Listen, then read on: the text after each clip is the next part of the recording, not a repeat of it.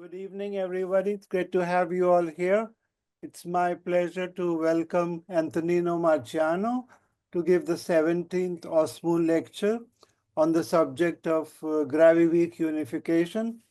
Antonino is currently a tenured full professor at the Department of Physics of Fudan University and also a member of the Italian Institute of Nuclear Physics, INFN in short. Antonino obtained his PhD from Sapienza University, Rome, working on the non-commutative geometry approach to quantum gravity and on the quantum group deformation of space-time symmetries.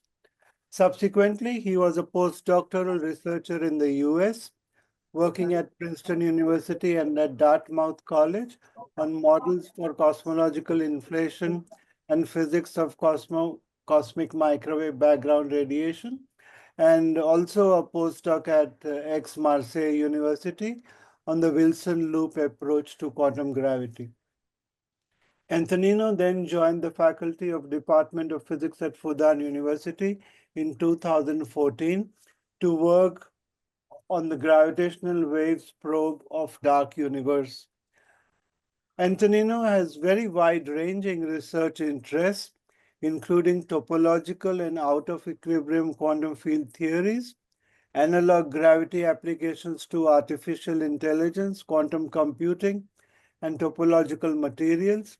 He also investigates theories of gravity and their neighboring research areas, including gravitational waves, dark matter models, dark energy, primordial cosmology, information paradox for black holes, and quantum gravity and cosmology. Antonino's prominent works include gravitational origin of weak interactions chirality, the use of gravitational waves to probe Planckian corrections on the horizon scale, and bounds on non-commutative gravity models from atomic physics. It's a pleasure to have you with us today, Antonino. Over to you. Okay, thank you very much. So now, I have a little bit of technical problem because I'm trying to share my slides, but I guess that they're here. Can you see the slide? Yes. Okay, yeah, great. yes, perfectly. We can see them, Antonio, perfectly. Okay, great. Thanks a lot. So I wanted basically to talk about Gravi-weak unification, and from the perspective of let's say stochastic gauge geometry flow.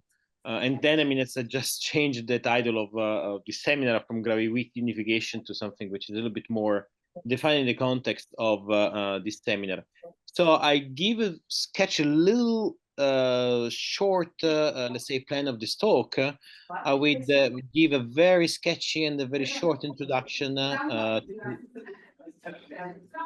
Antonino, I'm really sorry to cut into your talk, but somebody in the audience has their microphone open, and we're getting a lot of background noise. Could they possibly mute? No problem. Not you, but somebody in the audience. No problem. Because it's interfering with our being able to hear you. It's totally okay. It's totally okay. I've been as an Italian, I've been trained to work in noise.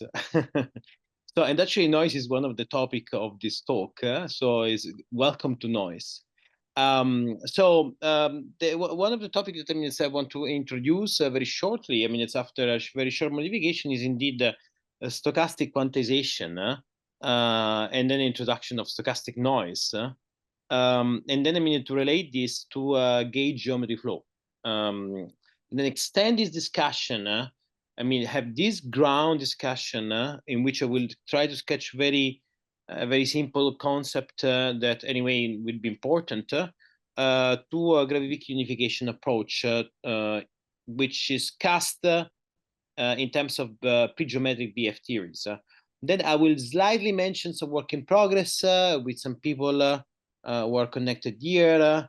And then I will basically try to drive some preliminary conclusion, but most part of what I'm going to present here is some previous work I did the past in the days with Stefano Alexander Lismolin, and then throughout this year I've been talking a lot of times with colleagues, including Roberto Nofrio, and then Tijinder Singh, who is here, and of course, and Felix Finster and many other people about Stefan included about this context. So first of all, I mean, it's just to ground, and I mean, it's here there could be much more to say, but of course, I want to be very minimalistic because it's something that every one of us has heard about.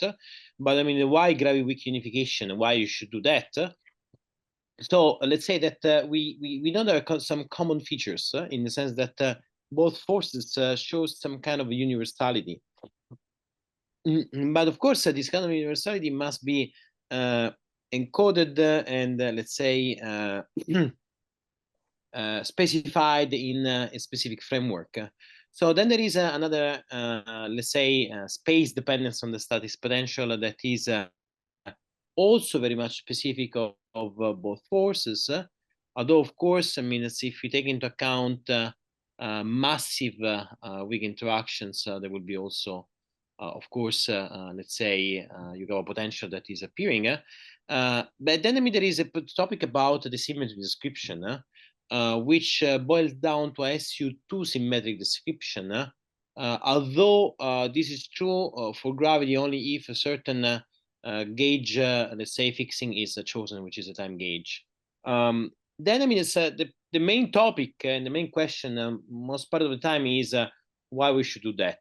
What do we gain out of that? I mean, so usually we don't gain anything but a wider understanding of the theory. So we could play in a certain sense historically and say, well, I mean, when Maxwell understood, and Maxwell, I mean, people going through the theory of electromagnetism understood what is electromagnetism. Antonino, I'm yes. very, very sorry to interrupt again, but we're getting several questions in the chat from people who are saying that your slides are not advancing. Were you intending to advance them? We still only see your title page. Oh wow, that's not good. No, okay. Well, in that case, I'm glad I made the intervention. Yeah, no, we still only see the title page. Okay, it's very good that you did because I mean it's I have my iPad and I will try in the meantime to connect through my iPad so that I mean eventually this will be a little bit more accurate, so to say.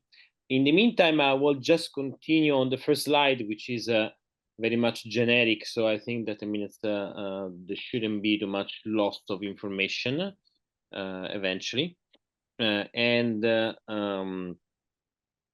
contextually I will try to continue with this kind of point. Sorry about that.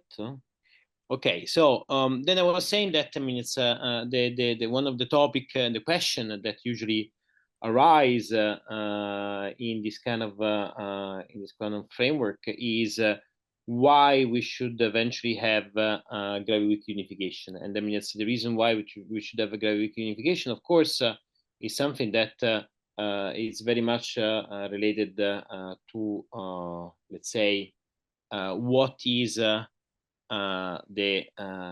byproduct that can come out of that, and then, of course, I mean, out of that can come out many things. And Antonino, I really am sorry to interrupt again, but we're still only seeing your title page. Maybe if you exit the full screen, and then we might be able to move to the next slide. Okay, great. Sorry about that. And eventually, I mean, I can connect from my iPad if it will be needed.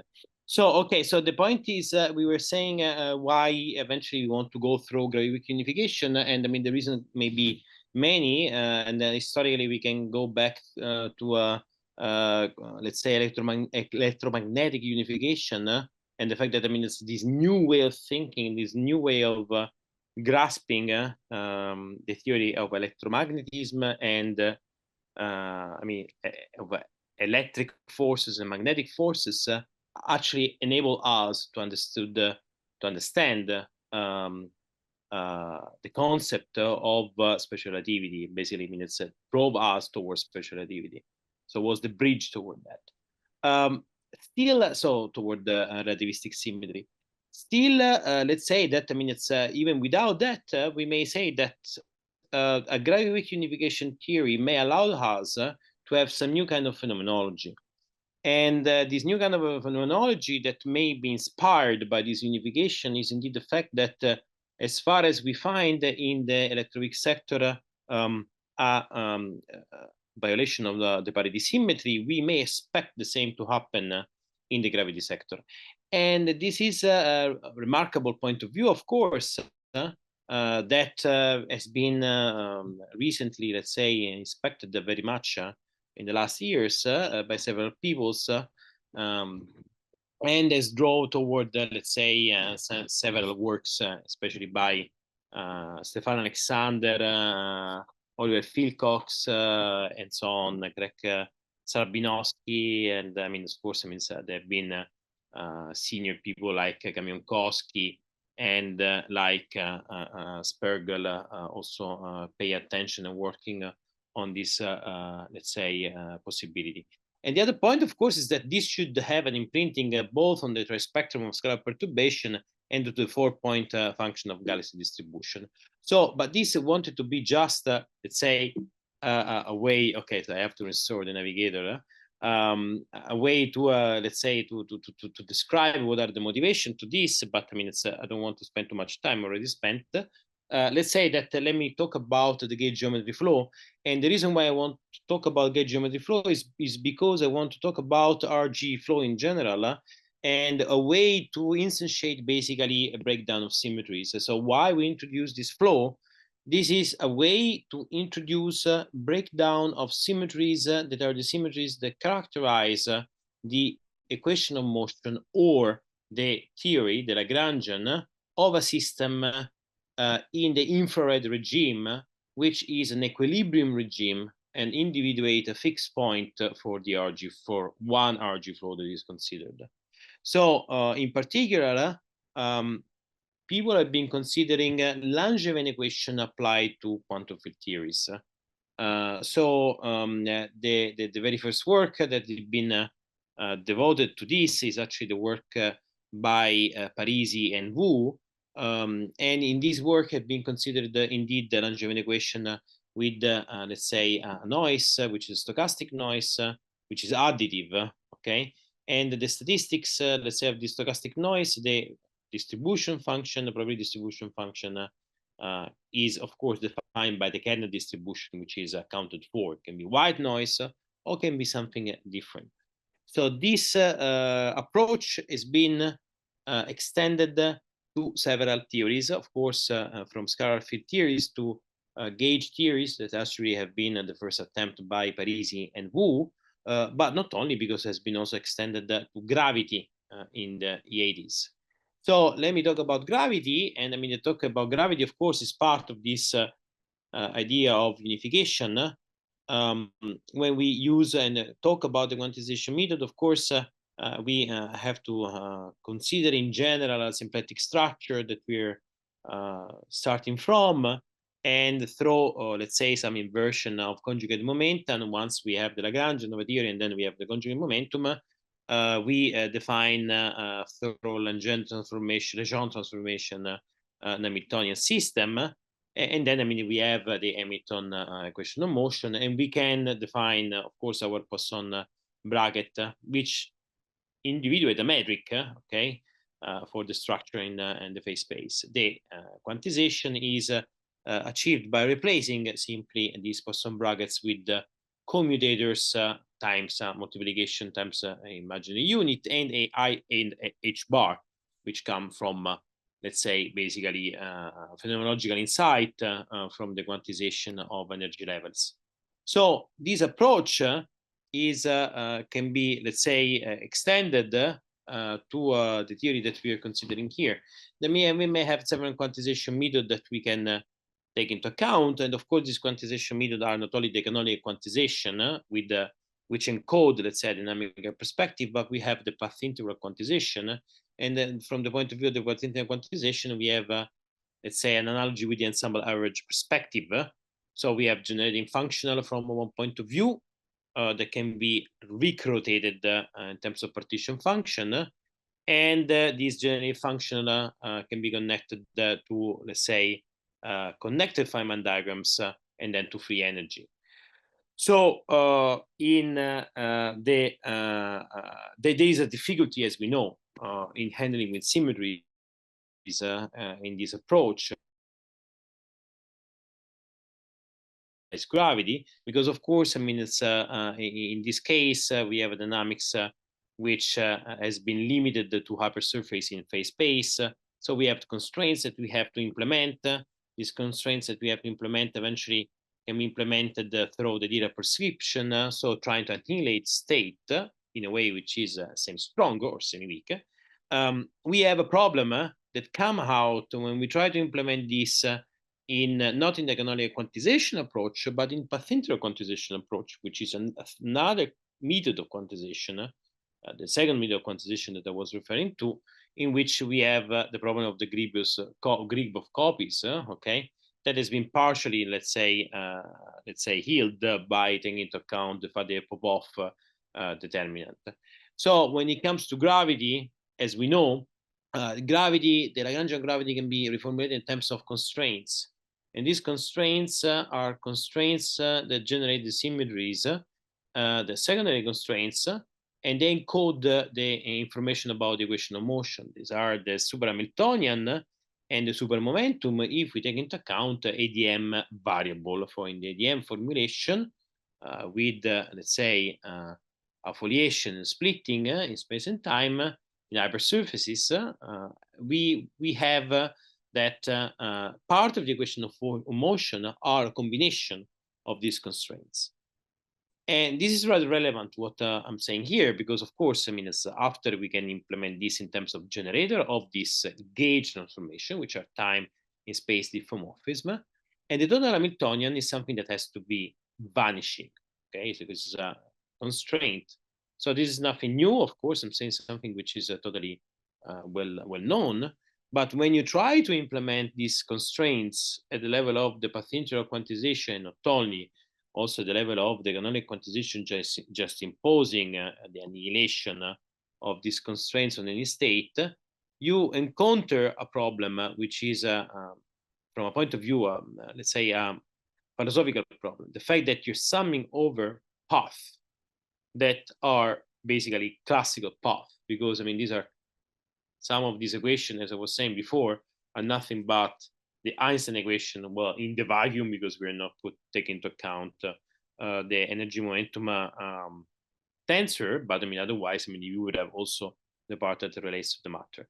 So basically, we are over constraining our path integral, and we are not letting it fluctuate around the constraint.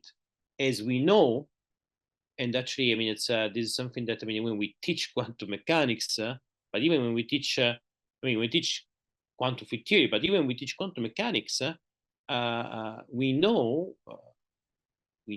say to students that, I mean, it's our paths are actually leaking out of the mass shell when we consider the sum, the Fourier transform when we express the propagator. So we enable for let's say, part of the integration that are over the mass shell. And that's the point, is that, I mean, we should consider even this path here that, I mean, are violating the symmetries, but we are not doing that for gravity for sure, okay? So this basically has been the part of a huge way of thinking that come back to this seminal paper by Giorgio Parisi and Yongxi Wu, when they met in Beijing almost 40 years ago, actually more than 40 years ago, because this was 1980, so it was almost 44 years ago. So the idea of the stochastic quantization is to introduce a stochastic time, which is a thermal time, that basically is the time is an external time that we need to introduce a Langevin dynamics. This is an external time in the sense that, I mean, it's is not the coordinate time, which is x naught in this equation. Is an external time, and this external time is actually is a thermal time in the sense that, I mean, is part of a heat kernel-like flow with a stochastic noise that it has to be added, as I was saying before, that will have is probability distribution. Probability distribution may be probability distribution eventually even Gaussian. So the noise has been taken to be Gaussian and additive from the very beginning, and after let's say, of course, this traces back to have some high-order even correlation function defined for the system under consideration here. So someone is asking me questions. Is this the thermal time of Kohn and Rovelli? Well, I mean, it's in a certain sense, yes, but no, in the sense that, I mean, it's this can be related to the thermal time hypothesis, and for sure they are related. And I'm sure that actually the relation is deep there, but there's, as far as I remember, the argument of the let's say the thermal time introduced by Kohn and Rovelli, there is not a discussion about the breakdown of the symmetries. And this is pretty much is relevant. That, I mean, it's, someone asked me this question for a very, very simple reason, that Carlo Rovelli, Carlo, whom I know very well, he has been considering and let's say has been pushing the idea that symmetry must be implemented at any scale, so even at the Planck scale, okay, in the sense that, I mean, it's the quantum constraints must be imposed to all the quantum states. So in this perspective, the idea is that there is a scale at which symmetries are not any longer the same. The symmetry is broken. So the symmetry is achieved at the low energy regime, but not at the high energy regime. Okay, this is a perspective which is pretty much natural from the point of view of statistical mechanics. Let's say that, I mean, it's eventually a little bit less, but I will try to twist the two things in the next slides and to show you that actually we can try to merge these perspectives, okay, together. So I don't want to spend too much time here in reminding to you what is stochastic quantization, because I think that, I mean, you can just grab a book and, I mean, study it in much more details that I can say you in a few minutes. But for sure, what I want to say is that you can derive expectation values with respect to this thermal noise, stochastic noise that is introduced, or equivalently, you can find the probability distribution function, which is the solution of a Fokker-Planck equation, which is associated to a Langevin equation, and this is equivalent and provides you with an average over the dynamic measure, which is like the equivalent to the average over the histories, and is of course as a proof, a mathematical proof, which of course exists in the literature and has been let's say derived from the point of view of statistical mechanics. So another point which is important is about the choice of the stochastic calculus, and it's very important because, I mean, the stochastic calculus can either be the Stratonovich or the either one, and either one actually introduced some second order derivative with respect to the field, which change a lot of the story about everything, even about the Fokker-Planck, and even about, I mean, the way you will find your probability distribution.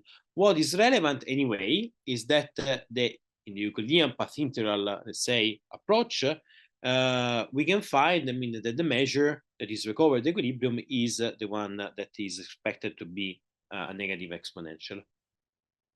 So another point which is relevant is about, of course, I mean, it's the fact that if you split the endpoint function, for instance, even the 2-point function, you will see that there is a part which respect the symmetries. For instance, if you have gauge symmetries, is a gauge invariant part, which is turned out to be the convergent part to the propagator or to 2-point function, while the divergent, let's say, part are the one that drives and encodes the gauge, let's say, dependent quantities, and and indeed, I mean, these are, I mean, is the one that you will encounter. So there is no need to use the Fadia-Popov approach, of course, here, because I mean, this is fixing, let's say, the gauge and breaking the symmetries as an approach by default. Why? Because you're considering a dynamics in the sorry, just trying to go back to the Langevin equation. But okay, well, in your Langevin equation, of course, the symmetries are only recovered when the variation with respect to the action, with respect to the field, the configuration space, is equal to 0. In that case, you have the equation of motion. In that case, you have the symmetries, which also in a fixed point, which could be at equilibrium in infrared, or could be even at a fixed point in the ultraviolet. So, given that, people have been trying to apply this perspective to gravity, and here refer to some work by the Rumpf in particular in the 86, and this has been, I mean, it's implemented and achieved by using the supermetric. There is a connection, of course, also to the Gravi-weak's gravity for a particular choice of the parameter on the supermetric. Let's say that, I mean, this scenario has been recently studied by me and Matteo Lulli. So basically, I mean, what we found is that the condition for this quantization to work properly is that we have to have a multiplicative noise. And we have studied in particular also the Hamiltonian limit of this. What we found is that there is an emergent cosmological constant that is found when using the Ito calculus, which has this, let's say, nonlinear terms. Okay, so this is very important. And the Ito calculus, which is non-commutative, it means the Ito calculus is a calculus, differential calculus, which is related to an intrinsic, let's say, structure which is of algebra-like, quantum groups-like of symmetries. And because of that, you have a coproduct, which is indeed non-commutative. And this is related also to the non-linearities that emerge in the variable transformation. And this traces back basically to change a lot the story for the Fokker-Planck and for, let's say, the Langevin equation. I mean, it's and you can see that at the level already of the stationarized Fokker-Planck equation. So if you take the stationarized Fokker-Planck equation, this is extremized by solution, which are not the Einstein equation, but are the Einstein equation plus the stochastic noise. So the stochastic noise term multiplied the time the metric, okay, because of your multiplicative ansatz, is basically telling you that the stochastic noise is related to the cosmological constant. So, and this relation between the stochastic noise and the cosmological constant is also providing you an intuitive idea about the fact that, I mean, it's the stochastic noise, the stochasticity, is related to a thermal buff, basically a picture in which eventually chaotic effect of high order, high energy degrees of freedom percolate in a low energy regime, and then, I mean, it's induce fluctuations above the configuration that are configuration equilibrium in the infrared. So what we did with Matteo, we studied the Hamiltonian regime, actually the Hamiltonian formulation of the Ricci flow, of this geometry flow, stochastic geometry flow. This stochastic geometry flow is nothing but the Ricci flow. So I think that, I mean, I skipped this point probably too fast, but I mean, the main point is that this is a stochastic version of the Ricci flow, in which this is a stochastic noise in the multiplicative ansatz. This is a drift term, which in the vacuum would be just the Ricci tensor, but I mean, you have Ricci minus Ricci target because, I mean, you want to recover the Einstein equation. And you have an imaginary unit, of course, because you have a Lorentzian signature that you take into account. I mean, this has been studied consistently over decades by people. So the approach is not only studied for parabolic equation without, let's say, with weak rotation, but it's been consistently studied also with imaginary units in the Lorentzian signature. Okay, coming back to us, in the Hamiltonian approach, you will immediately see that the Lagrange multiplier, the lapse function and shift vector are no more such, because they have a dynamics in the thermal time or stochastic time. And because of these dynamics, of course, what happens is that there's new degrees of freedom that are induced, and the counting itself of degrees of freedom is no more the same. And indeed, it has to be done in a way which take into account, let's say, the symmetries being broken. Okay, and this is important, and then is relevant here is to give a sense of what this thermal time relate to and how it's related to the conformal transformation. And indeed, I mean, conformal transformation is indeed related to this derivative respect to the thermal time, which is tau. Okay, it's like of the metric. And this basically is related to it can be expressed in terms of a covariant derivative of the metric contracted with the normal, where this covariant derivative must be non-metric compatible, of course. So it means that there must be a torsionful component of the metric that must be taken into account. A this torsionful component of the metric induce the appearance of torsional degrees of freedom. There are new degrees of freedom that exist and are responsible of the dynamics out of equilibrium in the conformal way of the metric. So these are related to the projective connection, for instance, and the projective connection automatically provide a non-vanishing part of the in the bare cosmological constant. So to say something which is a little bit, let's say, less trivial, we can, for instance, take into account a perturbation on background, which is this ether. And if you perturb around this ether with a certain gauge, I see there is a question. So you have dynamic, no. Okay, so dynamic at torsion, the question depends on, it depends on many things. Let's say that, I mean, it's usually when you ask this question, you relate to an action which is the action in infrared regime. So, for instance, you say Einstein-Hilbert, Cartan-Einstein is a theory that does not have a dynamic at torsion. Okay, so the point that this is the finite theory. So now we are defining flows of theories. So this is a meta theory. Okay, like, I mean, it's in general, RG flow is a meta theory, is not a theory. So in this meta theory, torsion, which is not existing at equilibrium, come up to exist. So in this sense, let's say that is emergent. So it is dynamical. Well, I mean, it's eventually, I mean, it's I will answer to this question in what I'm going to present, and we may argue if this means that, I mean, there is a degrees of freedom, a new degrees of freedom which is dynamical, which can be related to torsion. It's difficult to understand how much you want to connect this to torsion, but I would say that definitely, I mean, you cannot claim that torsion is trivial in general, like it would be in the infrared regime. I don't know if this answers the question, but maybe if I speak about, I mean, the next couple of slides, this may, I mean, help a little bit the discussion.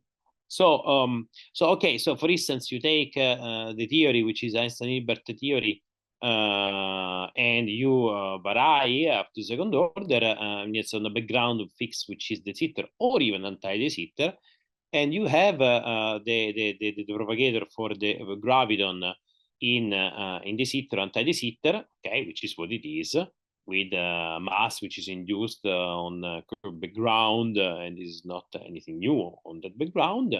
And what you see also is the appearance of a fictitious scalar mode. Is a fictitious scalar mode because actually there exists a conformal Klein vector that help us to gauge to zero this term, which appears in the equation of motion as a ghost.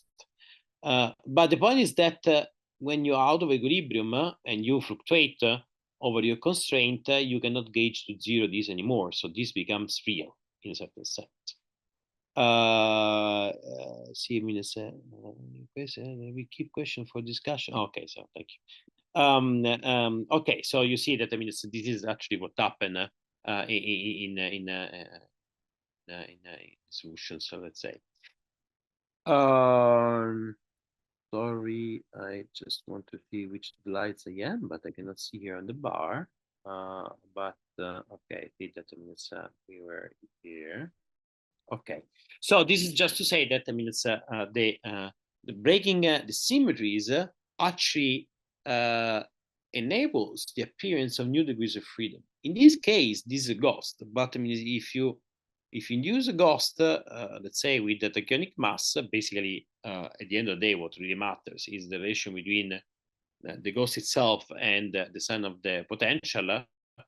You can have a situation in which you have a tachyonic configuration, which can play the role even of an inflaton. Going back to our, let's say, Hamiltonian formulation of the stochastic geometry flow or stochastic Ricci flow, we immediately see that there is something that happens. So the flow for the scalar constraint now has a variation with respect to the stochastic time of the lapse function and some term which are connected to the cosmological constant and to the stochastic noise, which is, as we said, the noise contribute to the stochastic to the cosmological constant. And but there is something which is totally untrivial: the fact that the stochastic noise disappear for the running of the shift vector. And this is surprising, but not so much at the end of the day, because it's in the second slides. It will clarify a fact. So the fact is that the shift vector is connected indeed. The diffeomorphism constraint related to space is related actually is connected to the generation of the space diffeomorphism is related actually to the in the semi-classical regime and the slow viscosity and semi-classical regime is related to the appearance of the Navier-Stokes equation through, let's say, the way we write the relation between the supermomentum and let's say the Brown-York stress tensor, because it's basically the supermomentum. The divergence of the supermomentum would be related to the divergence of this Brown-York tensor, and then we provide the Navier-Stokes equation. So this term introduces a intermittent force term to the Navier-Stokes equation. So this term introduced then the generation of vortices in the Navier-Stokes equation. And the generation of vortices in the Navier-Stokes equation corresponds to change of topology. So basically, we have also in the hydrodynamical limit that this dynamics is connected to a change of topology. And this is pretty much, let's say, relevant for the things that I will say later. There is also another point which is pretty much relevant, is the fact that the dynamics of the fluctuations, the perturbations, okay, to, let's say, the background solutions are regulated by probability distribution, which is not Gaussian, but is a Carder-Parisi-Young equation. So it's another probability distribution. It means that if you look at not only the probability distribution, means the perturbation around the Schwarzschild background or a Kerr background or any kind of black hole background, but also perturbation around a Freeman-Robertson-Walker background. So these are basically perturbation which are not regulated by a probability distribution, which is the usual probability distribution, which is Gaussian. Okay, so there are non-Gaussianities that naturally come out because of the particular, let's say, equation that is regulating this perturbation. This particular equation is the equation related to the Langevin equation, but is a Langevin equation in which we also state the stochastic noise to fulfill an ansatz of multiplicativity. Okay, so it means that the perturbation, the stochastic noise for the metric tensor are basically the metric tensor times a scalar stochastic noise. Okay, it's not a stochastic tensor; it's a scalar stochastic noise times the scalar metric, the tensor metric. And I mean, I don't want to spend eventually too much words about this, but I mean, it's of course the appearance of the Carter-Parisi-Young equation is very much important because it's related to many things, and also as a probability distribution, which is related to surface growth by deposition, is related as well to the Burger's equation, and is still again related to turbulence in 1+1 dimension. And of course, I mean, this opened a pathway of possibilities of phenomenological application also for the study of black holes and so on. So we already commented about the connection with the cosmological constant. And as I was saying, there is a deep connection as well with cosmology, and I mean, application to cosmology can be driven if you, let's say, implement this stochastic flow to Freeman-Robertson-Walker background in a very heuristic, non-realistic model, but still a heuristic, without energy momentum, so basically without mass distribution and energy distribution in the universe, still you can see that there will be a flow, an energy flow in the stochastic time, in the thermal time for the cosmological constant, which in a certain sense the order of magnitude is consistent with the depletion of the cosmology, I mean, an increase, sorry, of the cosmological constant, like the one which is, let's say, measured in recent, let's say, in Hubble tension.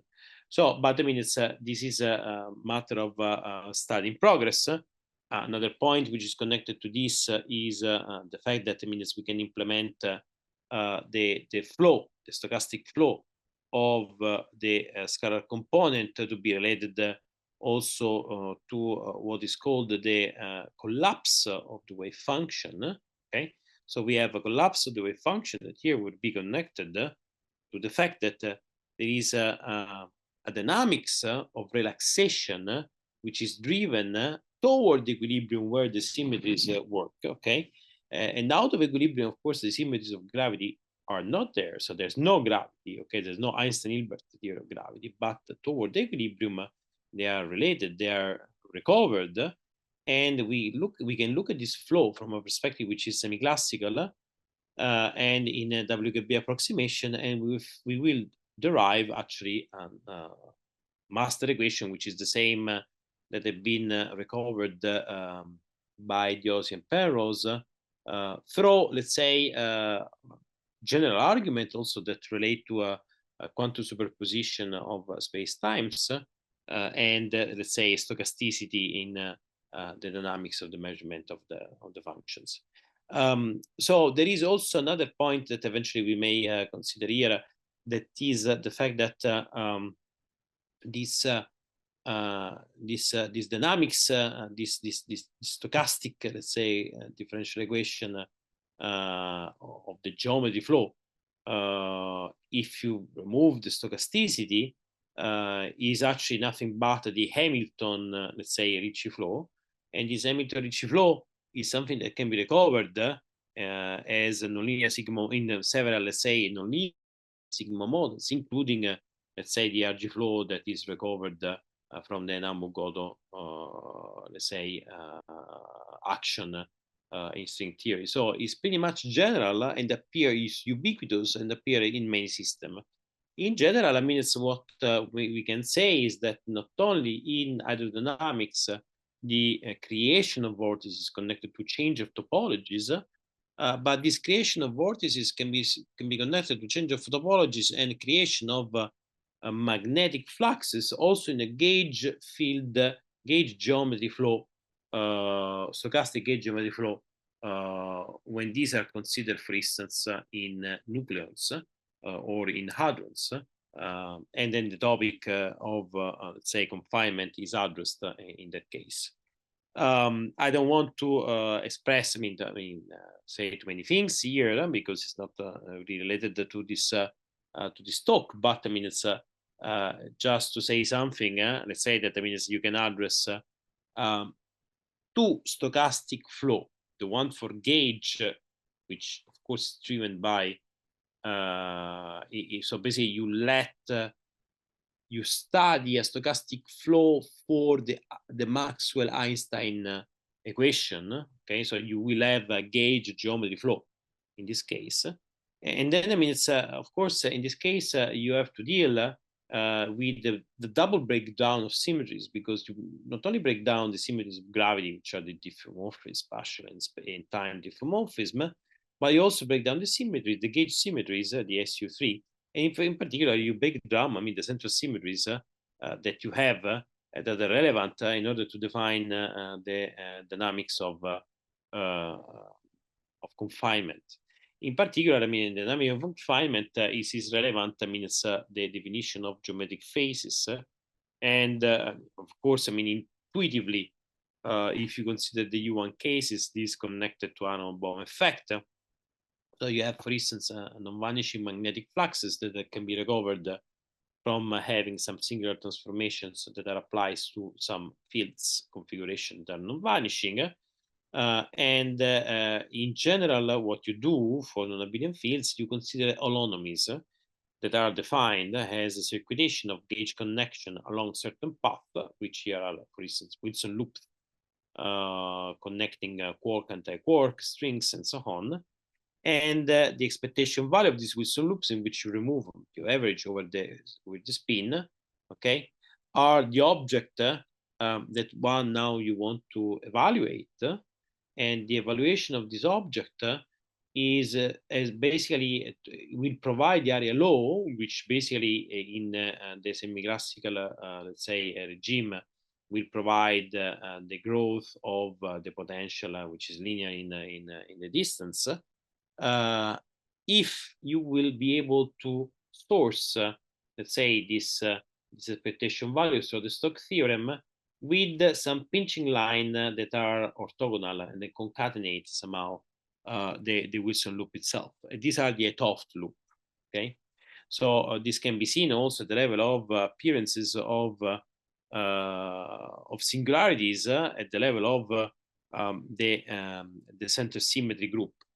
So basically, this will bring to a confinement law in a magnetic disorder once you have that expectation value of this Wilson loop will follow, let's say, magnetic order. Sorry, once you will see that it will follow an area law behavior, which is connected to the fact that you have a sourcing. So this Wilson loop, as I was saying, are of course defined in terms of holonomies that connect a pair of quark and anti-quark, and over which you average at the end. Let's say that there are some arguments that can be done and that have been developed back in the days also by Englert, and then by Greensight and many other people. That connect, it's this sourcing indeed to the appearances of chromomagnetic, let's say, loops, which are a 't Hooft loop that provide, let's say, that a pinching to in the Stokes, let's say, in the Stokes calculations of these Wilson loops. So, so the idea basically is that this gauge geometry flow, they induce breakdown of the gauge symmetry at the level of the center symmetry. Basically, they induce singularities in the gauge transformation, and these are connected the counterpart of singularities that are created in the manifold from the geometry point of view.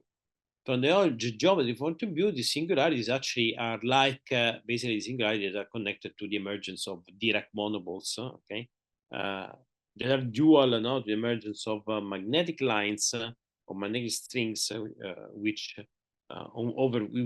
will change the let's say the circulation of Wilson loops around them. So in this case, the change of topology create some some Einstein-Rosen bridges, and these Einstein-Rosen bridges changes the topology, and this change of topology reflect in a change of the stochastic gauge flow, and so on.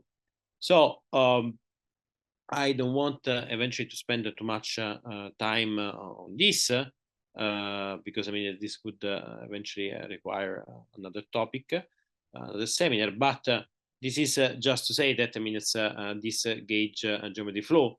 They are connected to change of topologies, and they are connected also to dimensional reductions by themselves in a very natural way. Okay, so it's whenever you change you change the symmetry, you have a breakdown of the symmetry. Very many things that are extremely non-trivial happen. So another things that I mean has been recently observing with the student is that basically this is substituting also foliation, the need for foliation in the analysis of symmetries of theories. So, but I mean, it's just going back to us. We go back now, I mean, to the formulation in terms of BF theory, and we go back to our topic, which is the one of Gravi-weak unification.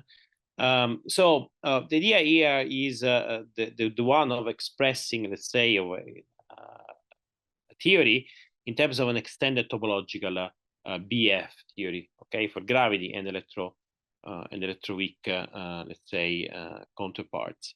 And I mean, I don't want to go through the literature, because I mean there's a lot of literature here that I mean trace back to several works by Nesti, Percacci, this morning himself, Alexandrov, Krasnov, Friedel, and so on. But let's say myself as well. But let's say that I mean it's the point of view that I want to underline and emphasize here is that and this is very coming back from the philosophy of the paper of my paper with Stefan Alexander and Smolin from 2014 is to use basically a BF formulation extended with spinorial variables, so that enables to have two counterparts of different chiralities that will basically provide in one chiral sector gravity, and in the other chiral sector the theory of electroweak, let's say, interactions. So, and in doing that, in having this imbalance, there is a necessary a breakdown of symmetries, in particular parity, that must be recovered. And if this is implemented, you will have a parity violation in both sectors. So in the electroweak sector, as expected, but you will also have on gravity, and this is the prediction. So the main point is indeed here to start from unification group. This unification group eventually will be, in the case of what we consider with Lee and Stefan, is SL2C cross SL2C. Actually, is GL2C, because I mean it's also a 2U1 encoded, and one of the 2U1 we needed to have, let's say, the hypercharge U1 for the electroweak unification. The other U1 was indeed a Z prime boson that was coming out from this unification process. So the theory indeed written in this way will be a BF theory, okay, that we wrote in directly in the spinorial representation.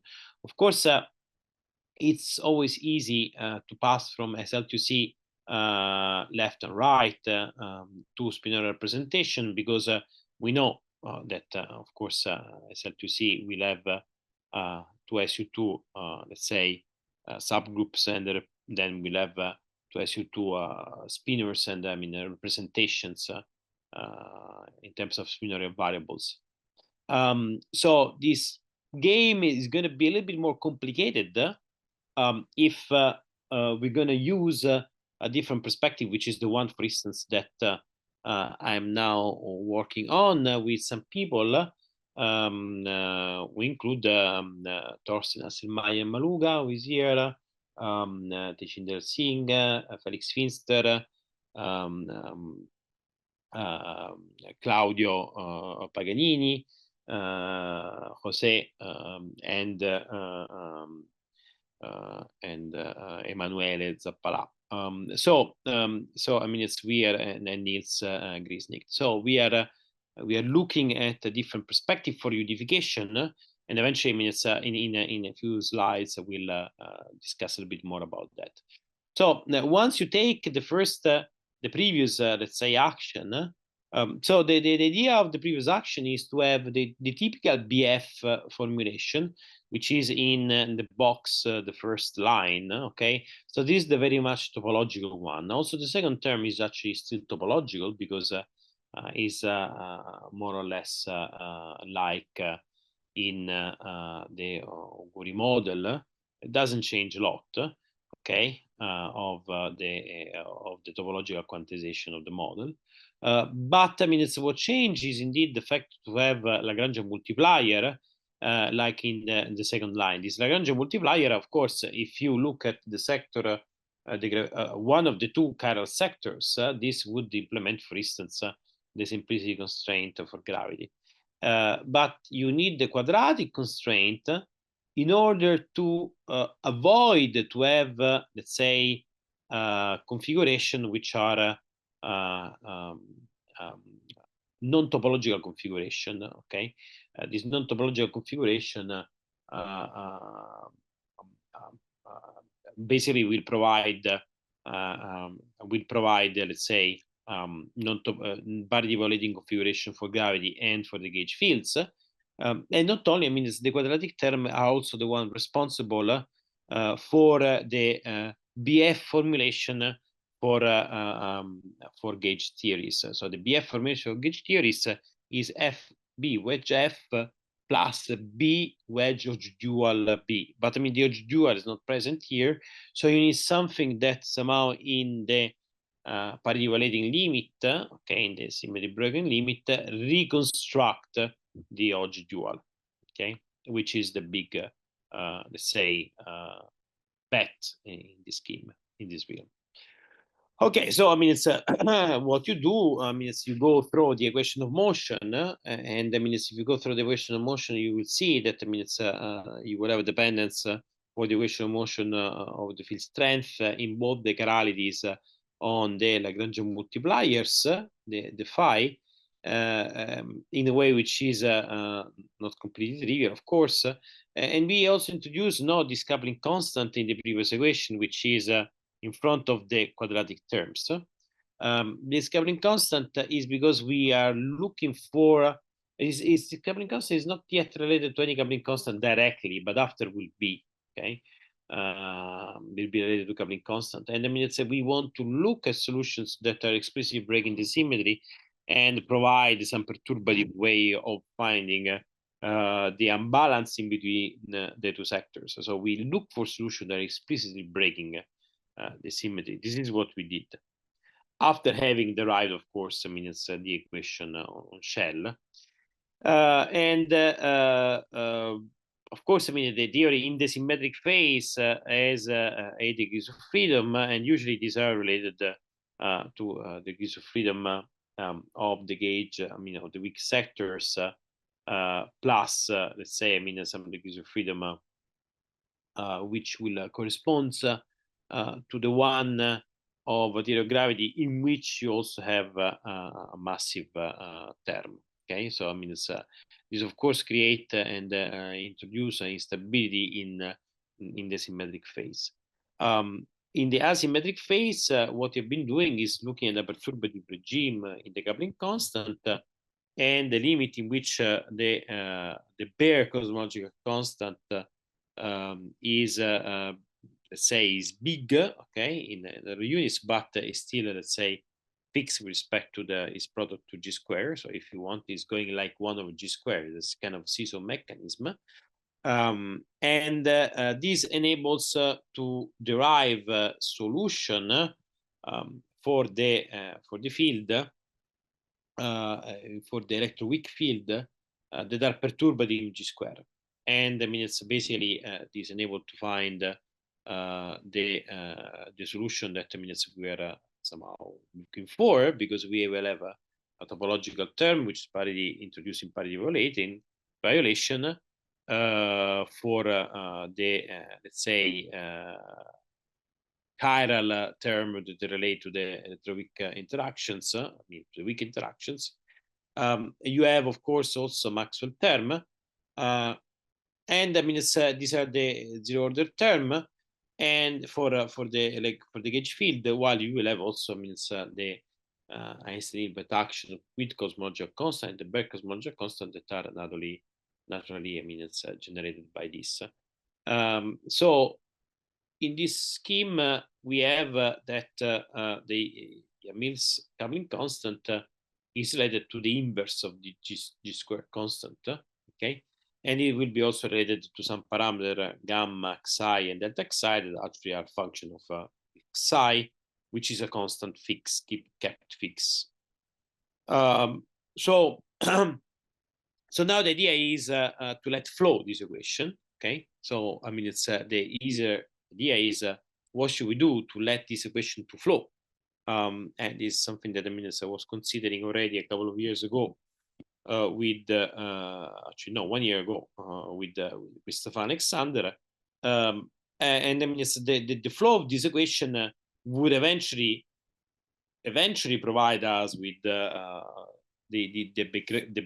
breakdown which is needed in order to derive the two sectors. The point is that I mean so far we have not been successful in this scenario.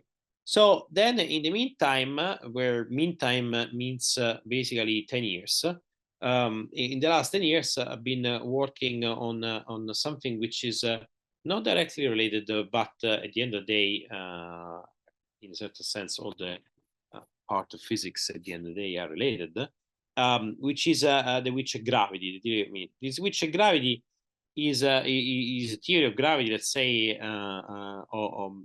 which was proposed by French Wilczek in the 90s, and basically is an upgrade of McDowell-Mansuri. So here you can see you find McDowell-Mansuri on the right and Witcher gravity on the left. So probably I should try to make them a little bit more separated so that they're not you don't get them confused. So I mean it's I start from McDowell-Mansuri. McDowell-Mansuri is a way to write gravity as a gauge theory, and I mean what you do, you promote, you extend the internal symmetry, still in 4 dimension. Everything is still 4 dimensional, okay?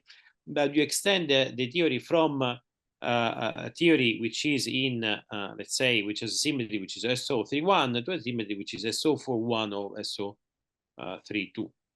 And then I mean to contract properly, you need a scalar multiplet, which is in the fundamental representation of SO41 or SO32. The breakdown of this symmetry, which usually is achieved in an explicit way, just I mean letting this scalar multiplet, pentaplet, to point into some direction, which is usually the E equal 5 direction, achieve basically automatically provides you with the Einstein-Hilbert action terms, which is a cosmological constant, and then the Gauss-Bonnet also topological invariant.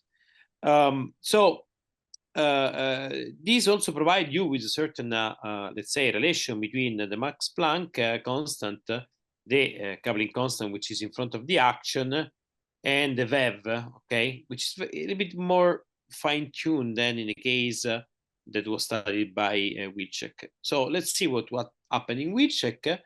In Wilczek has a structure which is very much similar to what is the Einstein-Hilbert theory, in the sense that you have the field strength, you still have the same structure, which is SO41 or SO32, but then you contract, instead of with the tetrad or a Vierban, you contract with the covariant derivative, covariant with respect to the principal bundle that you're taking into account, SO41 or SO32, of this multiplet. And of course, you have 2 of them, but you also have to have, at the end of the day, another scalar multiplet to be able to contract with the epsilon in the internal indices, which has 5 indices. Okay. So this breakdown, not by explicit breaking, but because which are considered a sombrero potential to have a spontaneous symmetry breaking. So you consider spontaneous symmetry breaking, this breakdown to Einstein-Hilbert and cosmological constant without, let's say, extra topological term. You have directly this, and the point is that this provide a hierarchy between the Planck mass or the coupling constant and the constant in front of the action and the VEV of this multiplet of field. And let's say, I mean, the mass that you introduce as rescaling in front of the connection, which is a little bit in a better position. So there's a little bit less fine tuning. So if you go writing what is, so this M basically is another way to express lambda. Okay, just I mean, I don't want you to think that is something different. It's not the way to say lambda. I mean that there is a seesaw mechanism between the cosmological constant and the vacuum, which require less fine tuning in this other case than in the case of which gravity, which I mean, in the case of Mekdalov-Mansouri, that in a certain sense is in a weaker situational position. Anyway, besides that, the mechanism in the Wilczek gravity scenario is a mechanism that relies on a spontaneous symmetry breaking. So now the point is that how to achieve this spontaneous symmetry breaking in terms of a breakdown of symmetry, which is induced by a stochastic geometry flow. And this is actually can be done. It can be done by considering a theory which is basically this, in which I mean the simplicity constraint, or what will become the simplicity constraint, are these objects. Okay, I mean it's basically it's the second term of the Lagrangian that you have here. And if you write the Langevin equation for the pentaplet of phi A, you will find that this will have a solution that in the infrared will basically implement the simplicity constraints. We implement because it will break down the symmetry, will pick up direction 5, and will implement the symmetries which are the simplicity constraints. While in the ultraviolet regime, okay, so the field, the multiplet field phi in the flow disappear. And this means basically that this theory becomes totally topological. So here we have that we have a gauge flow, a geometry flow, a pre-geometric flow, which interpolate between a theory which is totally topological to a theory in which there is a spontaneous symmetry breakdown of the SO32 or SO41 symmetries that automatically provide the theory which is Einstein-Hilbert. Okay, passing through the Wilczek theory. So we have, if you want, you can think this extra dimension, this S dimension, okay, this thermal time dimension as an extra dimension, and in the bulk of this extra dimension, you have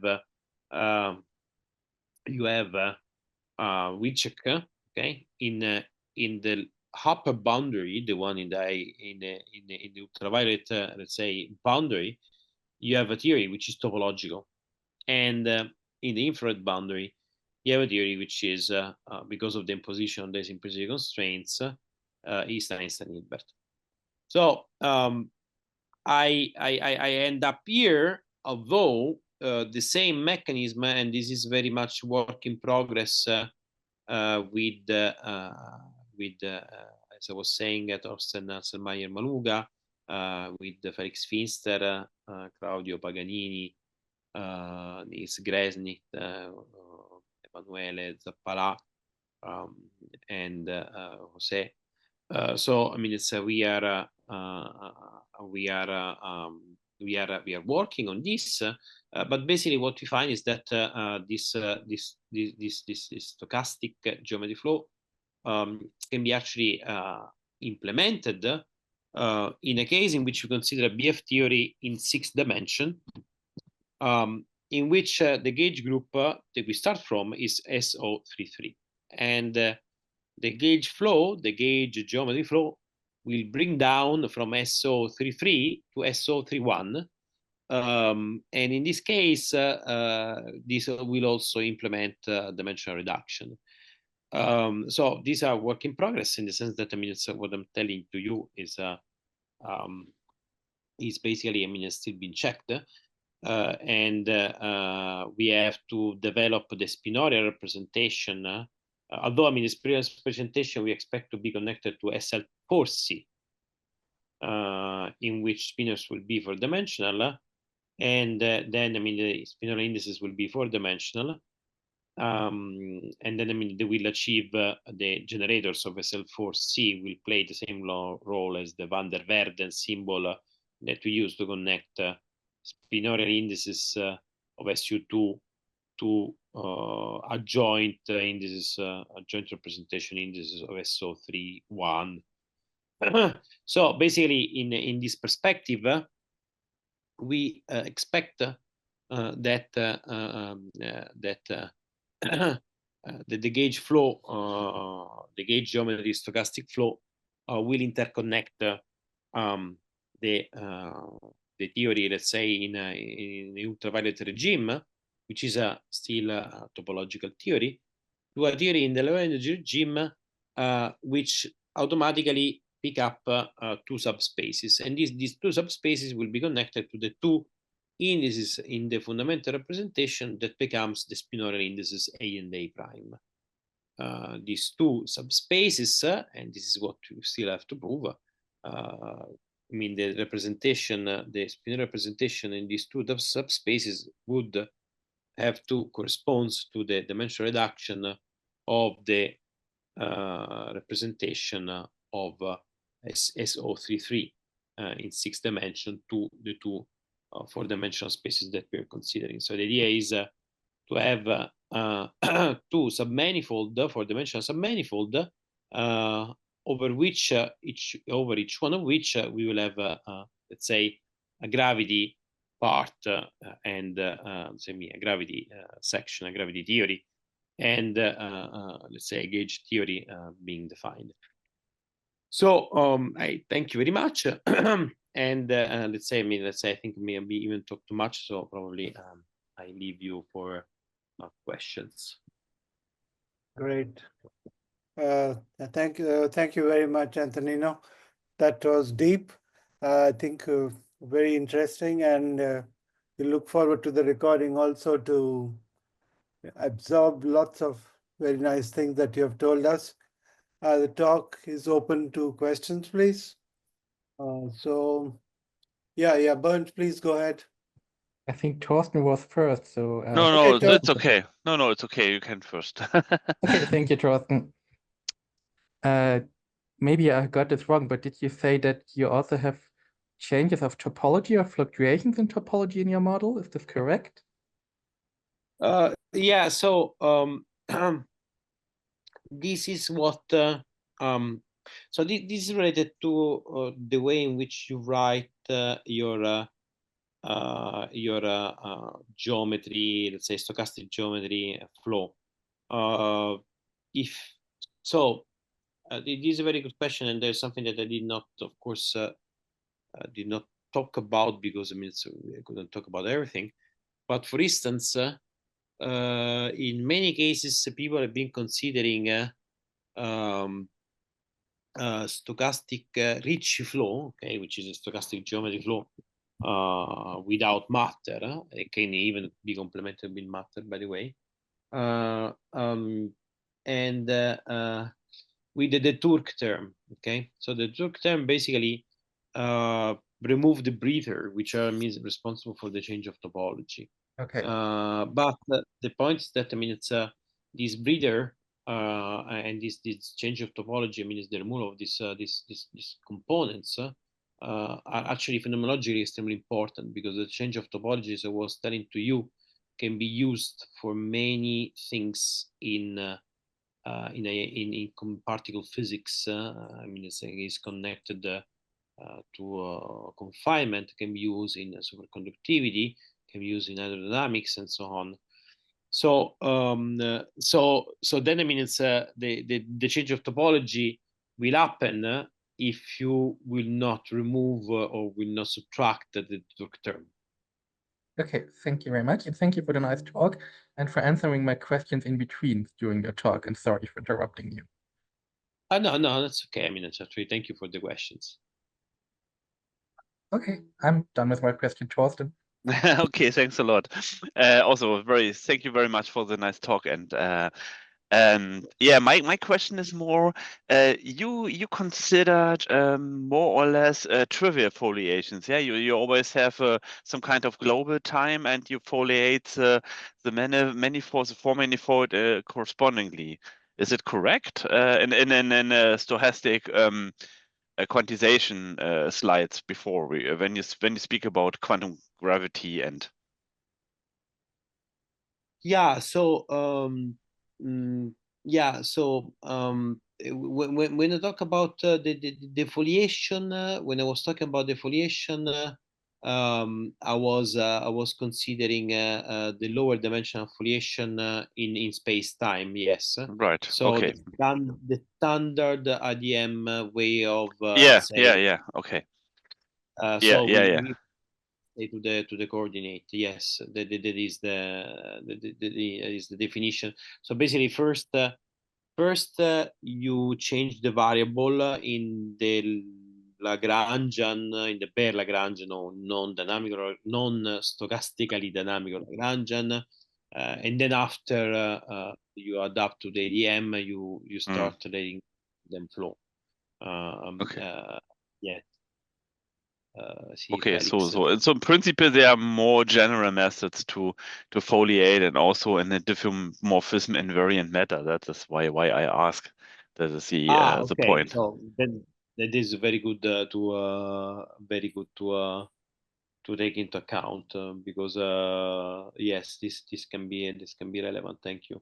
Yeah, right. Because then the leaf space of such foliations are very complicated and have to use by non-commutative geometry to describe them. That's the reason why I ask, because then you also have another tool to get some kind of non-commutativity into all that variables and operator calculus and such things.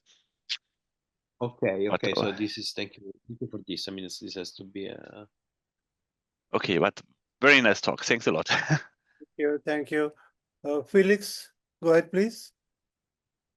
Yeah, Andrini, first of all, thanks a lot for the talk. In fact, I have many questions which I wrote down, which probably we best discuss some other time in smaller, with fewer people. I mean, I just want to ask a general question concerning the stochastic time. I mean, I know, of course, we discussed this already, and I thought about this, and I just wanted to ask a bit more specifically now. Namely, I mean, if you have in this Parisi-Wu approach, I mean, when it has this stochastic time, and then as far as I understood it, one takes the limit that the stochastic time goes to infinity. In other words, the whole system settles down to equilibrium. And in this limit, one then gets the standard Euclidean endpoint functions. And on the other hand, I mean, this is how I understood it. I mean, please correct me if this is not the correct picture. Now, in your case, you don't take the limit where this parameter s goes to infinity, right? Instead, this s is kind of an additional parameter, which Okay, so okay, so let's say that in the infrared equilibrium, you take usually s to go to infinity, and for instance, let's say that here's where I comment about. I mean, it's the equilibrium approach in the infrared. But let's say that this is consistent with having only one fixed point that would be indeed a fixed point in the infrared. But I mean, the theory may have also two fixed points, which is, for instance, what was worked out by Frenkel and Orawa some years ago. I mean, they studied the RG flow of Orawa-Lifshitz theories. And in that case, I mean, it's using BRST symmetries. They've been variables, they've been able to intertwine, interconnect with topological, also with the topological theory in the ultraviolet. That would have been another fixed point of the theory. In our approach, in this approach, let's say that you can consider always some conformal transformation, basically. So if you want, you can consider to have a double equilibrium limit between infrared and ultraviolet regime. But it's not trivial that two fixed points exist, of course, and this is a property that is already, is particular eventually of the flow. And how should I think of this parameter S in general terms in your approach? Is it like just an artificial parameter, or is it really like a physical, whatever, physical quantity? When you consider it, this would be it's pretty much the same parameter eventually of the Galan-Simanzik equation. So is an energy scale parameter, or it's a length scale parameter. So it's a parameter that from a certain point of view of energy physics is connected to energy scale that you can have in the center of mass of a scattering process. Okay, so this corresponds to the energy that enables you to define the structures of a system. On the other hand, we know that very close to the equilibrium, or actually at the equilibrium, it is related to the proper time in a metric formulation. So, which is, I think, this is what we discussed some time ago, the relation between this thermal time and the proper time. But this is true at equilibrium. Now, the fluctuation at equilibrium are not, in this stochastic picture, are not fulfilling the symmetries. So they're already breaking the symmetries. But the thermal time in this fluctuation out of equilibrium are anyway, let's say, related in the stochastic time of this fluctuation is related to the proper time. Of course, depends on the time scale that you define. Okay, so the definition of this time scale will be very relevant. And of course, it's the reference time scale would be, of course, the only one that you can define, which is the Planck scale. Connected, let's say, in the infrared, connected to the Einstein Coupling constant. To G Newton. Okay, so thanks a lot. I think this pretty much answers my question. Thank you. More questions, please? Antonino, could you please give us a picture summary of these ongoing experiments or observations looking for parity violation in the gravitational sector, your work yeah, please. Yeah, this is extremely important indeed, and I would say that so far there are not direct evidence of a parity violation. There's some analysis, particularly the one that I was quoting. I think is this paper by Stefan, Cyril, and Kaminkowski and Philcox, in which they've been looking at parity violation in the spectrum of scalar perturbation. But it's recently there've been rumors about 4-point functions of let's say galaxy distributions being parity violating.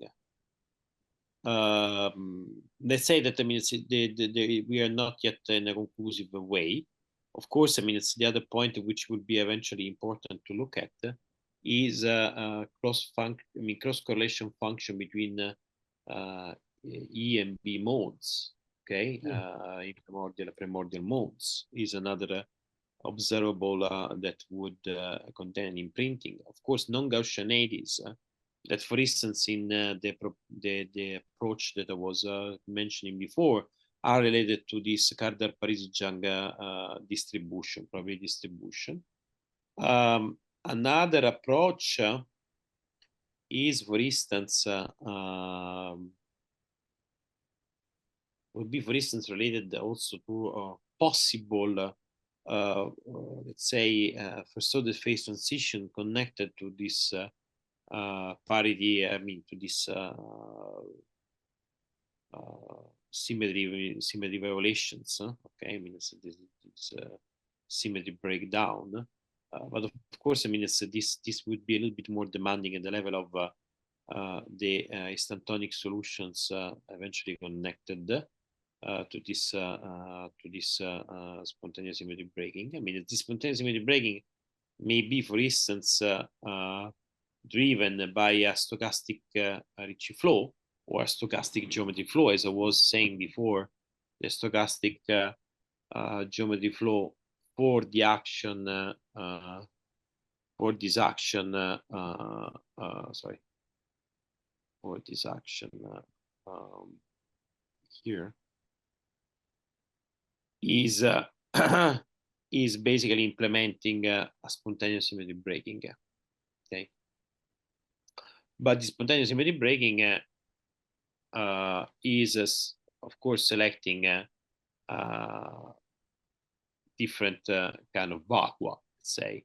Okay, so now if you imagine a double spontaneous symmetry breaking that could be, for instance, achieved in order to go from SO4, well, let's say SO33 to SO31, you can go through 2 steps from SO33 to SO32 and then to SO31. In this case, you will have a dynamics with a false vacuum, which is a typical dynamics in which you can have under certain conditions, you can have first order phase transition. And of course, I mean, this would entail also possibility of phenomenology at the level of stochastic background of gravitational waves. Other observables could be related to the emission gravitational waves in binary system, as I was saying, because I mean it's the stochastic, I mean the probability, I mean, because I mean the probability distribution, I mean for the fluctuations is changed, it's non-Gaussian. And of course, this will trace back also in the way, I mean, the perturbation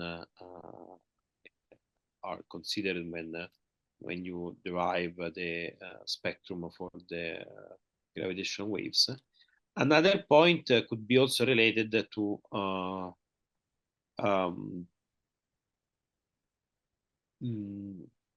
I mean, of course, also, I mean, the very same, say, issue related to the Hubble tension could be interpreted also in terms of big breakdown of parity symmetry eventually,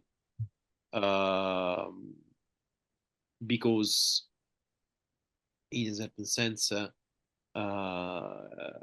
this will be connected to a breakdown of homogeneity, and as we know, I mean, breakdown of homogeneity operate a certain kind of relaxation of the problem itself. So basically enables to solve the problem of the Hubble tension more easily. I think, I mean, there's, I mean, there are many possibilities, but still there's not yet the smoking gun. So what about the laboratory experiment that is out of the question? Something like what Madame Wu did for the weak force. That's a very good question, and I think that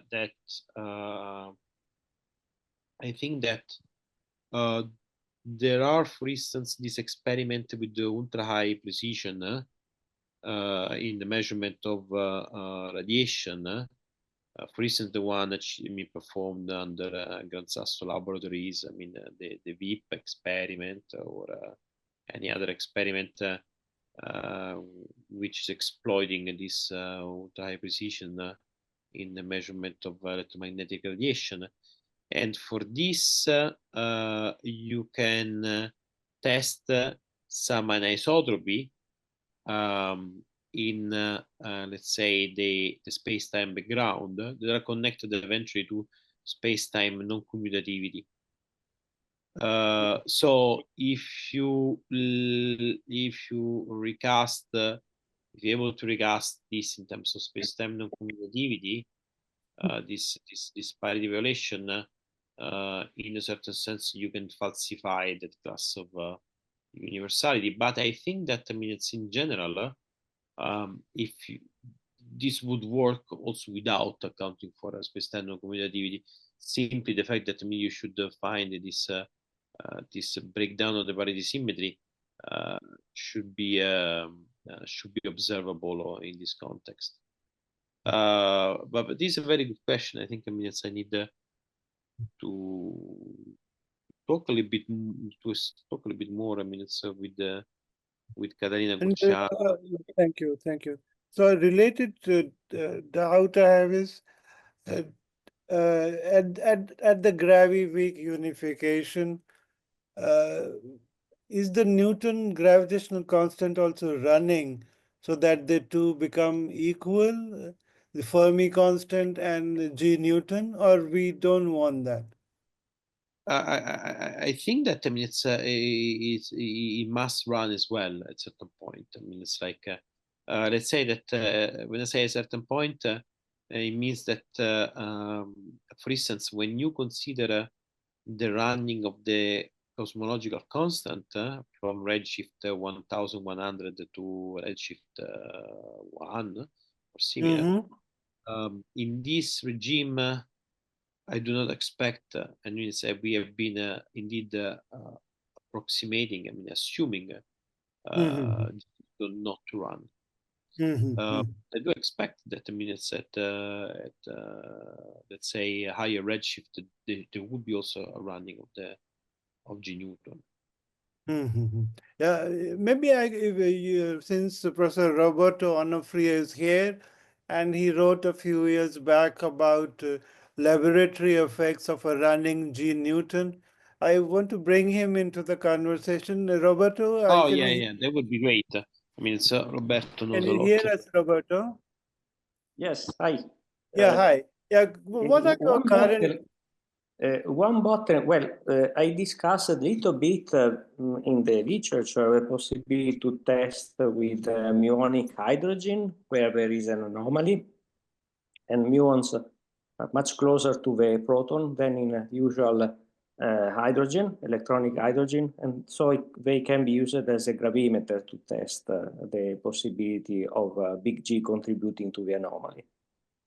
One bottleneck for a unification, I think, is that the gluon don't interact weakly, at least at 3 level. Yet we know that light is deflected by sources including electrons and gluons and protons, and protons are mainly a big bag of gluonic energy. This is a big bottleneck. Of course, to identify the possibility of a coupling between, for instance, from neutrinos experiment, or a coupling between gluons and weak interactions is very hard, just because you have this huge background of color interaction. But I am not sure that there is a complete universality. Gravity couples really to everything, and unless we find a direct coupling between weak interactions and gluons, that is a bottleneck. Gluons are constituting most of the mass in matter, most of the mass of a proton and neutrons, for instance. So that's something to be investigated more.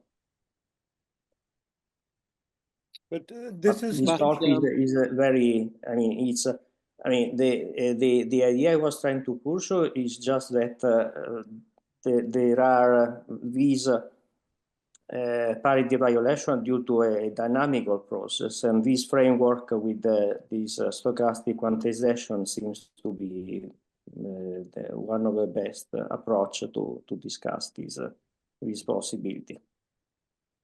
Roberto, one thing that eventually we can discuss more about that that could eventually could work in favor of taking into account this bottleneck that you were mentioning correctly, of course, is the fact that we know in a certain sense that the fluctuations related to the thermodynamic, let's say, gauge field should eventually also contribute to the vacuum in a strong way, but they don't, because there is a hidden symmetry, a mirror symmetry that make the two, let's say, chromoelectric and chromomagnetic condensate to have two energies that are basically almost opposite, actually in the symmetric hidden symmetric phase, mirror phase, exactly opposite. And so these two contributions, they cancel each other, and they also justify the fact why the vacuum energy does not contribute, does not gravitate. I mean, they don't contribute to the cosmological constant. This is a kind of screening mechanism that eventually could be because, I mean, it's the coupling would be a coupling through energy, right? Yeah, and in a certain sense, probably this argument is an argument that in a unified picture between gravity and electroweak could justify why there is not a coupling with the electroweak theory as well. Yeah. So you think that is just due to a cancellation, the fact that we don't observe? Yes, we can discuss more about that. From the data, by a careful scrutiny of the data available for neutrino proton scattering and deeper elastic scattering, for instance, and electron proton scattering, one could give a bound on the possibility of such a coupling, at least. So that's something to be considered. And also, what I'm saying is just a tree level. If you include loops, of course, you will find the Feynman diagrams where they are coupled. Like also, and these it also applies to photons. I mean, the photon neutrino coupling. And there is not, we don't think that there is unless there is a magnetic moment for neutrinos, we don't think that there is a direct coupling at tree level, but if you include loops, there is, even in the standard model. So they do couple together. That it could generate some experiments in the future, in fact. Because we have neutrino, high intensity neutrino sources in the future, and also high intensity photon fluxes. So. Yeah, thank you. Thank you. Torsten, you had a question, right? It was more a remark also, but also maybe a question too. The remark is about the parity violation for gravity. It seems if gravity is always coupled with the underlying space-time, therefore parity violation is also a very good sign that there must be some non-trivial topological situation, only in very special, like three-dimensional spaces, which not allowing orientation reversing diffeomorphisms are known. Therefore, there's a lot of there's maybe it's a sign if they find something that also the underlying space has maybe a non-trivial topology, at least at the quantum level. So that's maybe also a very good sign to have it, the parity violation. And another, yes. Sorry. Thank you for this remark. I mean, no, yeah. Just a related question on that, Torsten. suppose we, like in Antonino's spirit, try to relate weak or electroweak with another copy of a 4D subspace, that should have an opposite topological orientation compared to the one, we would have some parity violation at the space-time orientation level there also.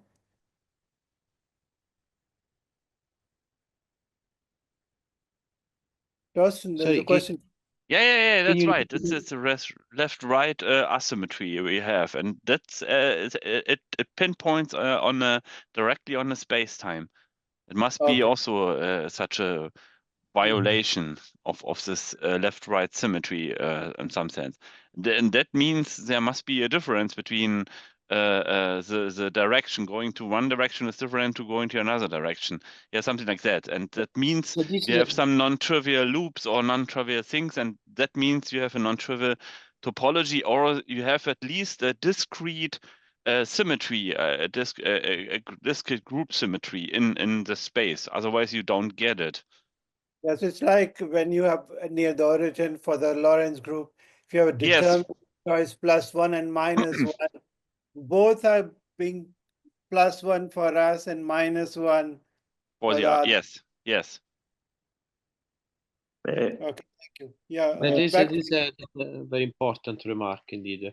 So basically, you're saying that the gauge geometry flow, basically in changing the topology, can indeed create a parity violating regime. Right. That's very deep. So you say that, I mean, this is also connected to the emergence to the breakdown. I mean, to the breakdown of discrete symmetries, or to the emergence of discrete symmetries. So can you tell more about that? No, it's more an in creation of a discrete symmetry. Maybe you can, but with this mechanism of non-trivial topology things, you can create discrete symmetries which not appear before. I use it in one paper, or I try to find some sign to get an explanation for the neutrino mixing on a level of such discrete subgroups. At the level of the symmetries of the underlying space.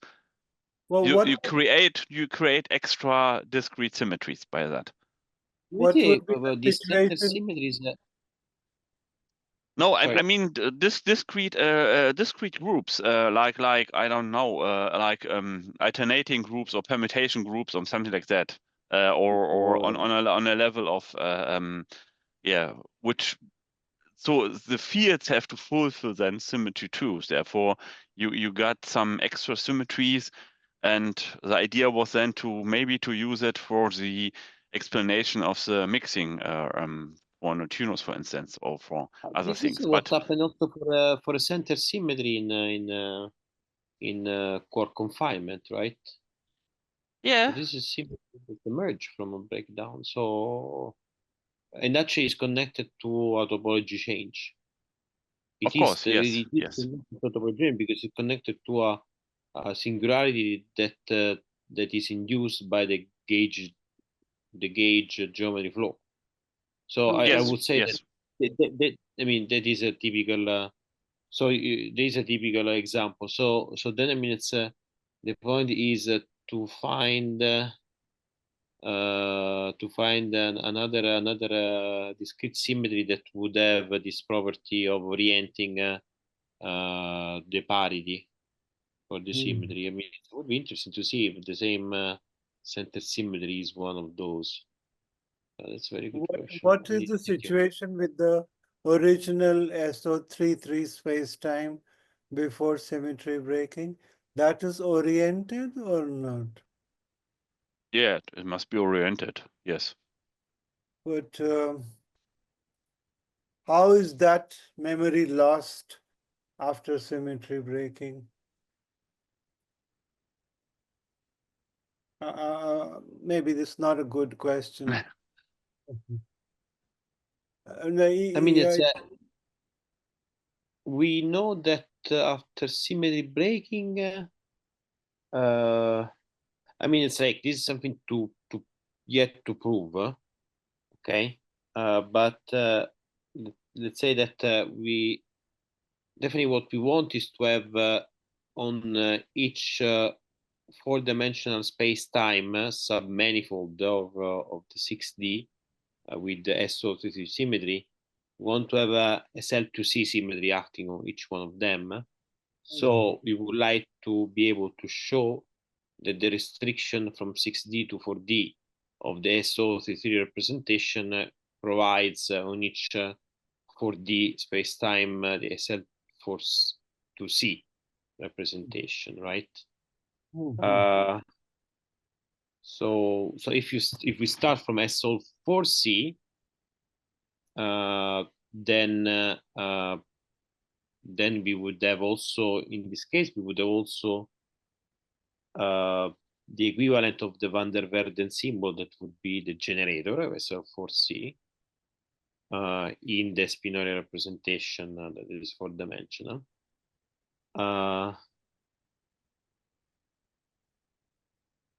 Yeah, and I mean, so the question would be,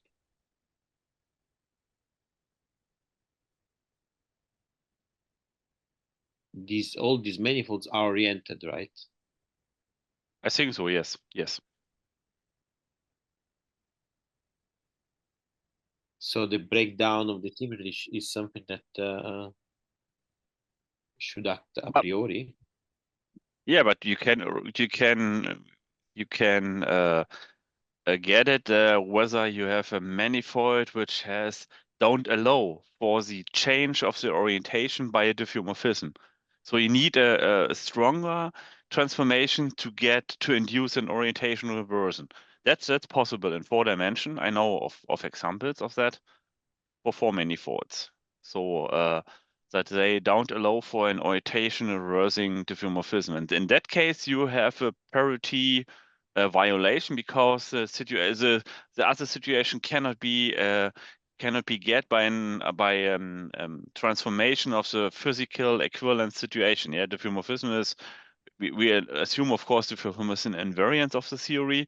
Therefore, if we change the underlying space and change the diffeomorphism class, then we expect that we get also the situation that the orientation is reversed. But if the manifold don't allow for such a diffeomorphism, then you have a situation that you automatically break the parity violence because you create a new physical system which must be different from the previous physical system.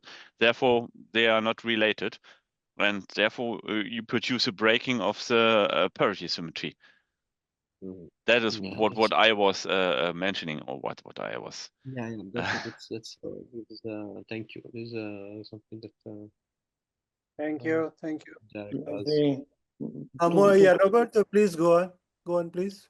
2 comments. And if the Newtonian constant is running, you don't observe by the violation, for instance, in macroscopic objects, like the one used in experimental gravitation, but you have an enhancement at very small distances in that case. So yes, in my view, even if there are no parity violation on the macro scale, as we see in usual gravitation, these become very strong at the atometer scale, where the W's and Z zeros are operating fully. If GN is scaling and is reaching the weak, if you want, the Fermi coupling constant. The other comment is that I'm curious to see if there is any, although you can expect that there is a tiny residual of a parity violation also in a macro scale. And to this point, the question for you, Antonino, has anybody analyzed the lens steering effect with your approach? Meaning, there are experiments like Gravity Probe B, where they use spinning objects and to see the gravitomagnetism. And maybe that there is a very tiny effect predicted with these approaches in which if you spin one way or the other with respect to the rotation of the Earth, you get a contribution to a lens steering effect, which is different. question, because the higher order regime, for instance, in the work we did with Stefan and Lee, there were interperturbative regime correction to Einstein-Hilbert that I think would have played this role that you say. Because I mean, it's we were having spurious term with interaction even between the gauge fields and the radiational field.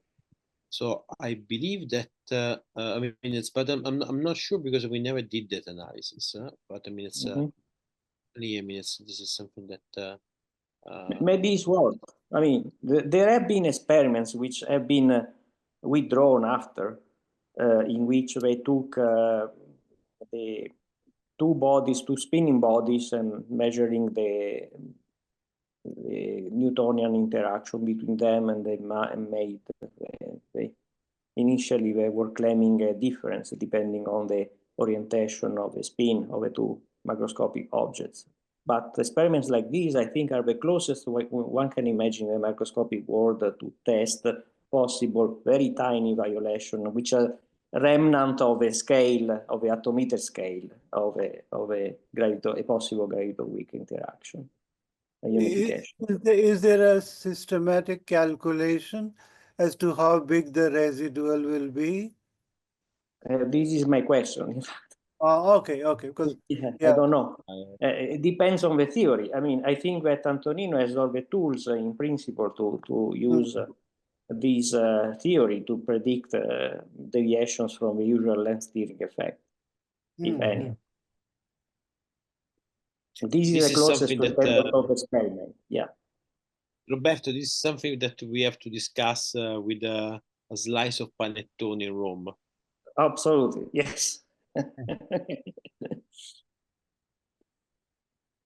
All right. So we are nearing closing time. Maybe, Antonino, if you could stop sharing the slides, we can see each other in gallery mode. Yes. So I unshared. I stopped sharing, right? Yeah. I think you can stop sharing now. Great. Okay. So that's all of us on the screen now. So Michael, are you there? I don't know if Michael is there. So I see a few faces. Claudio, anything to say? No. Okay, great. Not much. Yeah. Thanks for the talk. Lot to digest because Antonino's first part was new to me about stochastic flows. That's how Michael is here. Yeah, I'm so sorry. I had to go out just for 5 minutes, Ajinda. Sorry about that. Go ahead. So someone else is leaving. Pavel is leaving, I think. And Gregory is leaving. Yeah. Okay. Thank you for joining.